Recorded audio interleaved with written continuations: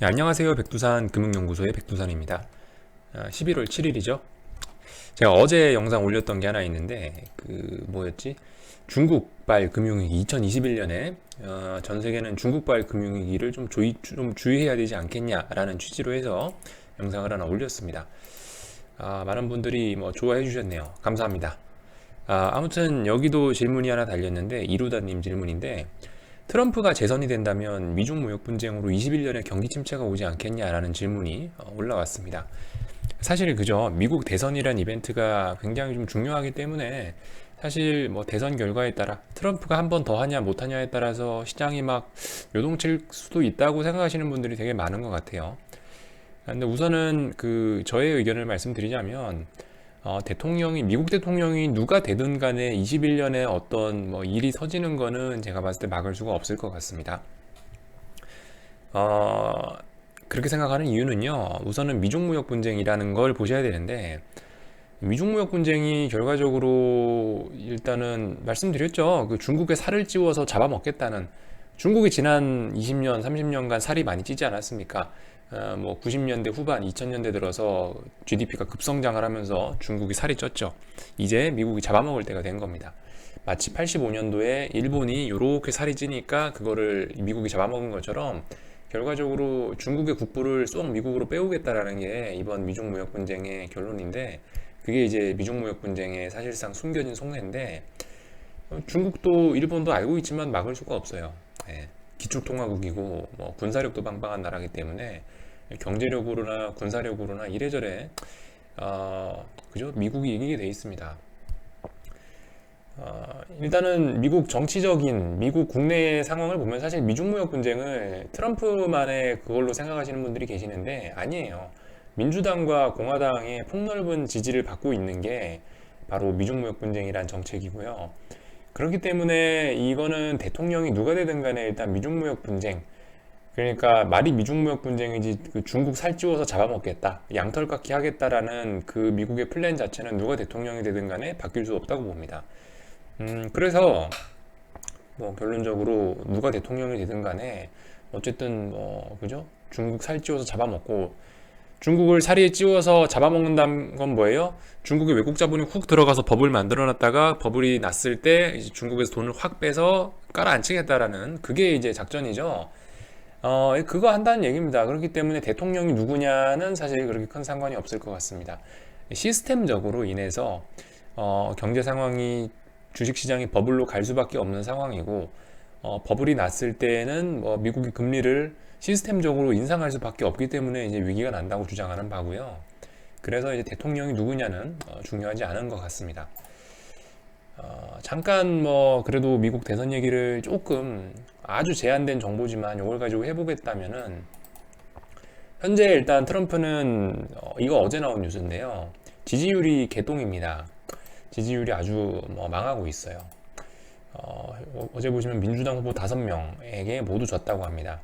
사실 이제 민주당 쪽에서도 아직 그 대통령 후보가 확정이 된 게 아니기 때문에 아직 뭐 큰 의미가 없지 않을 수 있느냐 이럴 수도 있지만은, 아무튼 그만큼 이 뉴스는 트럼프 지지율이 바닥을 기고 있다는, 재선 가능성이 얼마 안 된다는 뭐 그런 뉴스이기도 합니다.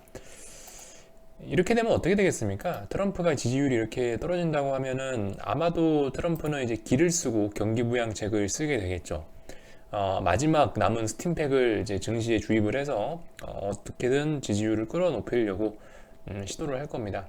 우리는 주식 장기 투자를 하게 되면 거기에 아마 수혜를 볼 수 있을 것 같고요. 1년 정도? 1년, 1년 반 정도? 네, 그럴 것 같고요.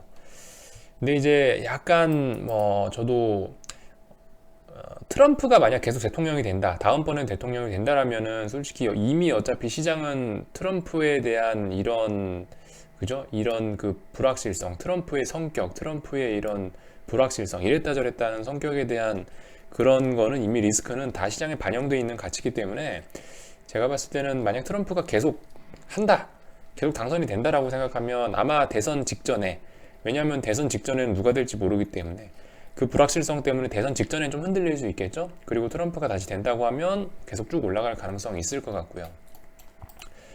만약에 이제 민주당이 된다, 사실 민주당은 아직 후보가 누군지를 몰라서 이런 얘기를 하기도 좀 뭐하지만은, 민주당은 이 정책을 제가 봤을 때 잘 보셔야 될 것 같아요. 그나마 뭐 트럼프가 오면 요만큼 박살날 게 민주당 후보가 당선되면 좀 더 박살날 수도 있다고 개인적으로는 좀 보고 있습니다. 어쨌든 21년에 이래저래 위기가 온다라는 거는 뭐 그거는 막을 수 없다라는 생각인데요. 여기 보시면 제가 약간 우려하는 정책이 이런 겁니다. 민주당에서 일부 이제 의원들이 약간 좀 공산주의 비스무리한 정책 냄새가 좀 나게 좀 가는 사람들이 있는데 그 문제는 지지를 받고 있다는 거죠, 사람들의. 그래서 사실 뭐 보시면은 부유세 신설 뭐 이런 건 다 괜찮아요. 이런 건 우리하고 상관없어. 이런 건 주식시장에 아무런 그런 게 없습니다. 부유세를 매기니 뭐 건강보험 공공화, 최저임금 인상, 환경규제, 교육격차 이런 거는 우리 주식시장에 큰 영향을 미치진 못하는데 제가 봤을 땐 이게 우리가 좀 주목해야 될 미국 대선 민주당 후보들의 정책에서 가장 우리가 봐야 될 건 요건 것 같습니다. 독점 규제.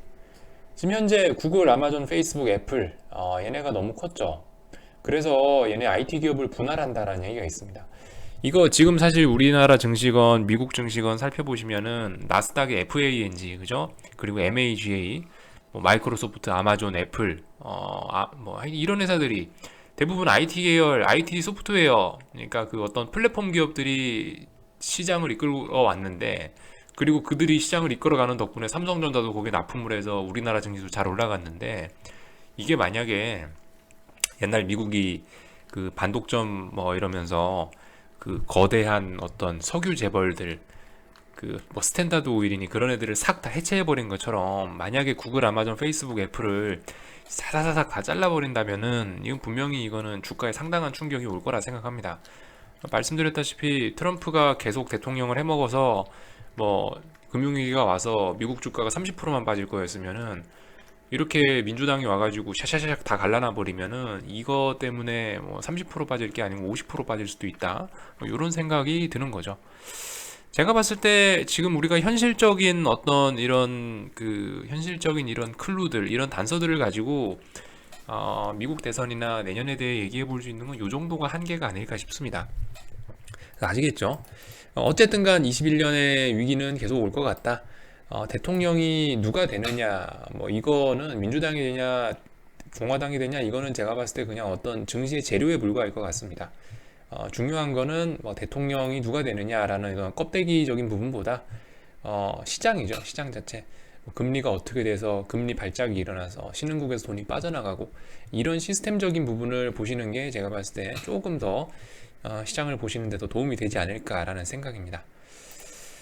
지금까지 그래서 이루다님의 질문에 대한 답변을 좀 해봤고요.